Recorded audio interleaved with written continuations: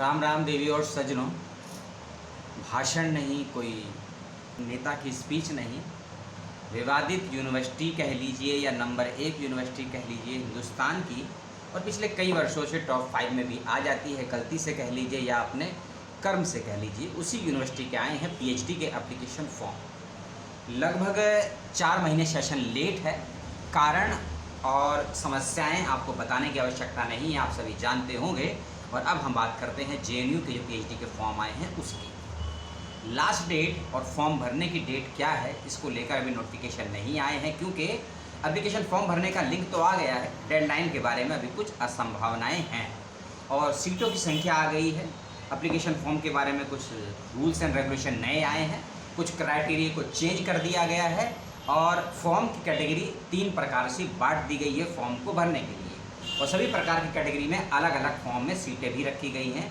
3 कैटेगरियाँ कौन सी हैं उसको जानने से पहले समझ लीजिए, न्यू एजुकेशन पॉलिसी जो 2020 में आई थी उसके सभी नियम यहाँ पर भी लागू होंगे। नियम बताने के लिए वीडियो नहीं है, नियम को आप देख ज़रूर लीजिएगा फॉर्म को भरने से पहले। यदि आप 30 या 30+ के हैं, इस बात का विशेष ख्याल रखिएगा। यदि आप मैरिड हैं और हैंडीकैप हैं तो भी नए नियमों को ज़रूर देख लीजिएगा। मिनिस्ट्री ऑफ एजुकेशन की वेबसाइट पर भी नया नोटिफिकेशन होगा और जेएनयू की वेबसाइट पर तो है ही। खोजना काम आपका है, पढ़ना और समझना काम आपका है। समझने में तकलीफ हो कमेंट करके पूछिएगा, आपको उसका उत्तर दे दिया जाएगा। सबसे पहली बात, फॉर्म भरने की फ़ीस को सुन लीजिए आप लोग। यदि आप हैं बीपीएल कैटेगरी में और आप अप्लाई करना चाहते हैं पीएचडी में, तो आपकी फ़ीस लगेगी केवल 110 रुपये की। यदि आप एससी हैं, एसटी हैं, ओबीसी और ओबीसी नॉन क्रीमी लेयर और पीडब्ल्यूडी है तो 310 रुपये की लगेगी। इसके अलावा किसी कैटेगरी में है आपके तो 530 रुपये लगेंगे। यदि आप इंडिया के बाहर रहने वाले छात्र हैं और अप्लाई करना चाहते हैं 2567 रुपये लगेंगे। चाहे आप एनआरआई हो चाहे आप फॉरेन हो, उसका प्रूफ आपको लगेगा। यदि ऐसे कैंडिडेट हैं जो एक से ज़्यादा सब्जेक्ट में अप्लाई करना चाहते हैं, मान लीजिए आप लैंग्वेज के स्टूडेंट हैं तो आप लैंग्वेज में, लिंग्विस्टिक में या ट्रांसलेशन जैसे सब्जेक्ट्स में अप्लाई करना चाहते हैं, 3 सब्जेक्ट हो जाते हैं, तो आपको तीनों की अलग अलग फीस देनी होगी। मान लीजिए ऐसा कोई कैंडिडेट है जो बीपीएल कैटेगरी का है और एक से अधिक विषय में अप्लाई करना चाहते हैं। अप्लाई करने का क्राइटेरिया मैं आपको आगे समझाऊंगा, ध्यान रखिएगा। यदि कोई कैंडिडेट 1 या 2 सब्जेक्ट में या 3 सब्जेक्ट में अप्लाई करना चाहता है, उसकी फीस अलग अलग है। बीपीएल कैटेगरी में 3 सब्जेक्ट की फीस है 300 रुपये, SC ST OBC OBC non creamy layer और पीडब्ल्यूडी कैटेगरी में 3 सब्जेक्ट की फीस है 500 रुपये और 1 सब्जेक्ट की 310, और जनरल कैटेगरी में 1 सब्जेक्ट की फीस है 510 और 3 सब्जेक्ट की है 1000 रुपये। इस बात का ध्यान रखिएगा।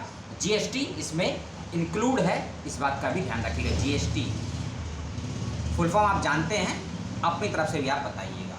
और दूसरी चीज़, फॉर्म ऑनलाइन है, फीस भी ऑनलाइन है, एंट्रेंस भी ऑनलाइन होगा और ऑनलाइन के अंतर्गत सीबीटी मोड पर होगा। किसी प्रकार की नेगेटिव मार्किंग नहीं होगी। 50 क्वेश्चन आपसे पूछे जाएंगे, कुछ क्वेश्चन सब्जेक्ट स्पेसिफाई होंगे, कुछ क्वेश्चन रिसर्च मैथोलॉजी के होंगे।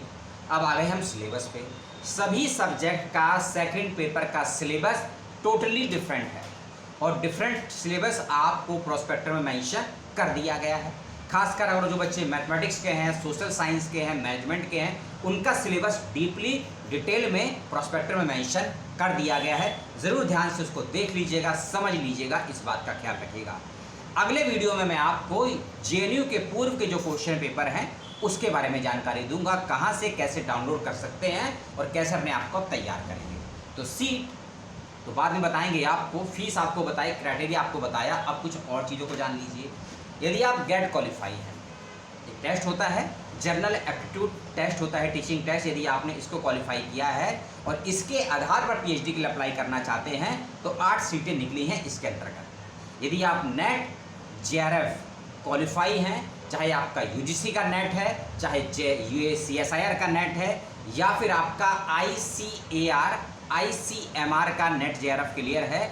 इसके अलावा यदि आप एनएफएससी, एनएफओबीसी, एनएफएसटी क्वालिफाई हैं, तो ये सभी बच्चे ध्यान से सुनेंगे, आप लोगों के लिए 308 सीटें रखी गई हैं। इसके अलावा ऐसे बच्चे जिनका कोई भी एंट्रेंस एग्जामिनेशन स्कॉलरशिप का क्वालिफाई नहीं हुआ है, जो बच्चे अपना एडमिशन केवल और केवल एंट्रेंस के आधार पर लेना चाहते हैं, उन बच्चों के लिए सीटों की संख्या है 407। जो मैंने आपको 308 और 8 सीटें बताई हैं। ये दोनों ही कैटेगरी की सीटें एग्जाम्प्टेड कैटेगरी की हैं, यानी कि यदि आप इस कैटेगरी के आधार पर एडमिशन के लिए अप्लाई करते हैं तो आपको एंट्रेंस एग्जामिनेशन नहीं देना होगा, इस बात का ख्याल रखिएगा।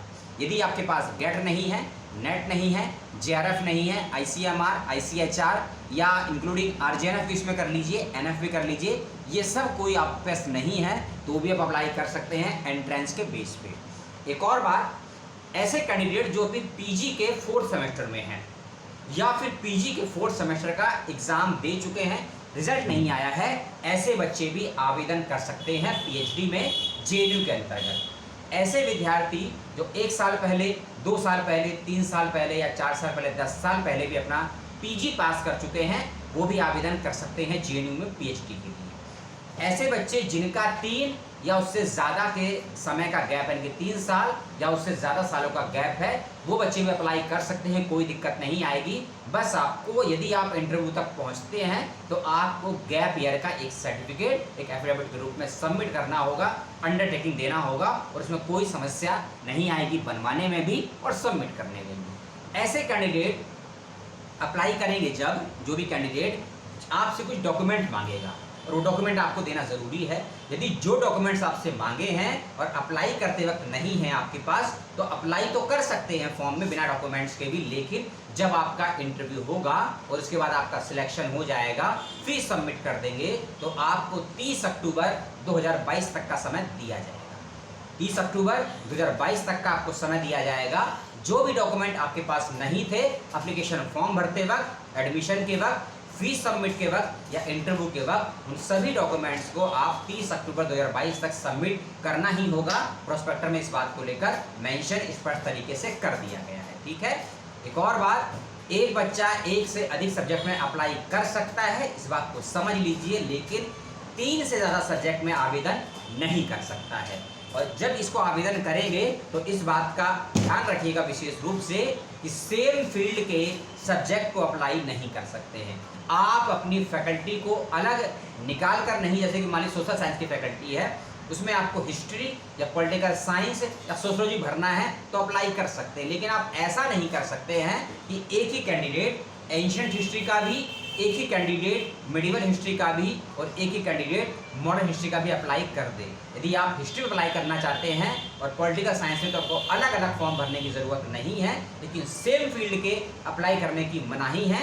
आपका फॉर्म रिजेक्ट कर दिया जाएगा या आपको डिस्क्वालीफाई कर दिया जाएगा, इस बात का भी ध्यान रखिएगा, ठीक है। डेडलाइन के बारे में ज़्यादा जानकारी मुझे नहीं है, जैसे ही आएगी आपको बता देंगे। पुराने क्वेश्चन पेपर कैसे और कहां से डाउनलोड करेंगे अगली वीडियो में आपको बताएंगे। और फॉर्म को ध्यान से भर दीजिएगा, और फॉर्म को भरते वक्त बहुत से सवाल आपसे पूछे जाएंगे, खासकर जो बच्चे दिल्ली के बाहर के हैं। हॉस्टल्स को लेकर और फेलोशिप को लेकर 2 बातें मैं क्लियर कर दूँ। JNU में जिनका भी एडमिशन होता है, सभी बच्चों को नॉन नेट फेलोशिप दी जाती है, जो 8,000 रुपये की मिलती है, सभी को दी जाती है। इसके अलावा आप प्रधानमंत्री रिसर्च फेलोशिप जो होती है उसके लिए भी आवेदन कर सकते हैं।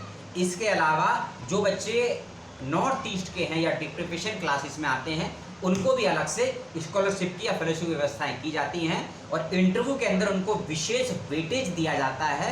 और विशेष वेटेज किस प्रकार का दिया जाता है, इसकी जानकारी प्रोस्पेक्टर और वेबसाइट में डिटेल में दी गई है, उसको आप ज़रूर पढ़िएगा, क्योंकि अप्लाई करते वक्त आपसे ज़रूर पूछेगा। इन सवालों को तो ध्यान रखिएगा, और इंटरव्यू के वक्त में भी आपसे इन सवालों को किया जाएगा, इसका भी ध्यान रखिएगा, ठीक है। और ज़्यादा जानकारी देने के लिए, क्योंकि लगभग 150 पेज का प्रोस्पेक्टर है और इतनी सारी जानकारी एक वीडियो में समाप्त करना संभव बहुत मुश्किल होता है, तो लेकिन जितना कोशिश होगा मैंने प्रयास किया है। सेकंड वीडियो ज़रूर देखिएगा, जो बनेगा 2 से 3 दिनों में, और जिस वीडियो के कमेंट में जो भी सवाल आएंगे उन सभी को अगले वीडियो में कवर करने का प्रयास किया जाएगा। और हैदराबाद का फॉर्म आया है PhD का, वीडियो बन चुके हैं, 2 वीडियो बने हैं, नया भी पुराने भी, उसको भी देख लीजिएगा। जिस समय मिले PhD करना चाहते हैं हैदराबाद यूनिवर्सिटी, तो सेंट्रल है, दोनों वीडियो मौजूद है, और उस वीडियो को आपने देखा, पसंद किया, उसके लिए बहुत बहुत धन्यवाद। आपके दिल में, दिमाग में, लीवर में, किडनी में कहीं भी हो सवाल पैदा, ऊपर या नीचे, अंदर या बाहर, तो कमेंट करके पूछ लीजिएगा। बहुत बहुत धन्यवाद समय देने के लिए। मुस्कुराते रहिए, मुस्कान देती है आपको मोहब्बत। जय हिंद।